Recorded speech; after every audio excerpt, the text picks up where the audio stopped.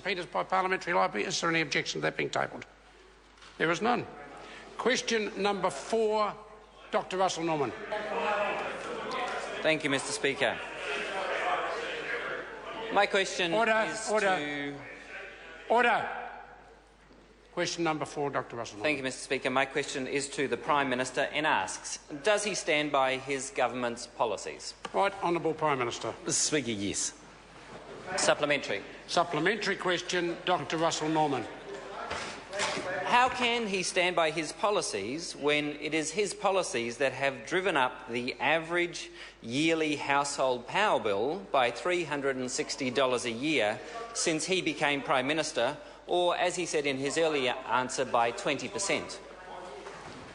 Right, Honourable Prime Minister. Mr Speaker, I think it's firstly important to understand what has been driving any increase in power prices, and they've largely been expenditure either by Transpower or lines companies. Now, the member may not like that, and I actually accept that consumers won't necessarily like paying a little bit more. But I also remember the howls of anguish and concern from Aucklanders, for instance, when essentially the lines company failed, or Transpower failed, because of the problems out on their station.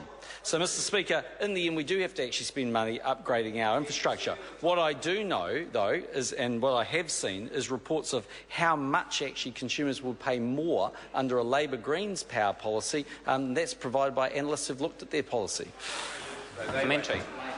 Supplementary. Order. Order. Supplementary question, Dr Russell Norman. Thank you, Mr Speaker. Does the Prime Minister realise that, in fact, most of the power price rises are coming from the big electricity power companies, the 5 big oligarchies that are controlling the electricity sector? And so why is the Prime Minister so vehemently defending the big power companies and their price hikes when around the country families are receiving letters in the post telling them that their bills are about to go up even more, sometimes by as much as 24%? Right, Honourable Mr Speaker, to start off, I think the member himself would actually have to accept, if he's being objective, a 24% increase was because the consumer was on the wrong tariff rate, and on the same basis some have gone down. But if he wants to talk about the 5 oligarchies, if he ever got to power, there'd only be one oligarchy, and that would be a very interesting place for competition. Supplementary. Order. Order. Order. Thank you, Mr Speaker. Supplementary question, Dr Russell Norman. Thank you, Mr Speaker. Why does the Prime Minister so vehemently defend the big power companies who are driving up the price of power for ordinary New Zealand households? Right, Honourable Prime Minister. Mr Speaker, firstly, I do defend the rights of Transpower and the lines companies to invest in the infrastructure. I think in the end we can either have a grown-up debate about the fact that we need stronger infrastructure or not. But in fact, actually, there's no evidence to support that the power companies themselves are making excessive profits. If they were, actually their share prices would be responding in that direction. Supplementary question, Dr Russell Norman. Thank you, Mr Speaker. Why is the Prime Minister protecting the big power companies who are stifling innovation, stifling competition and blocking lower prices for ordinary Kiwi households? Right, Honourable Prime Minister. Speaker, far from blocking competition, this is actually the government that's introduced a system that allows consumers to switch with great ease, and hundreds of thousands have.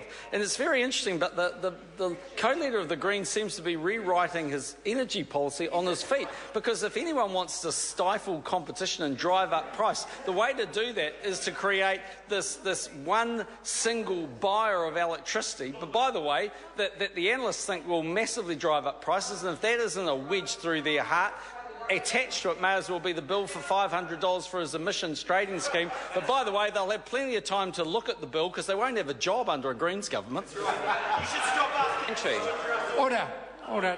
Order. Supplementary question, Dr. Russell Norman. Thank you, Mr. Speaker. If the Prime Minister is so convinced that the current market is competitive, why are people all around the country receiving notifications in the post that their power bills are set to rise again, sometimes by as much as 24%, even as overall demand for electricity is falling? Is this not a classic example of abject market failure?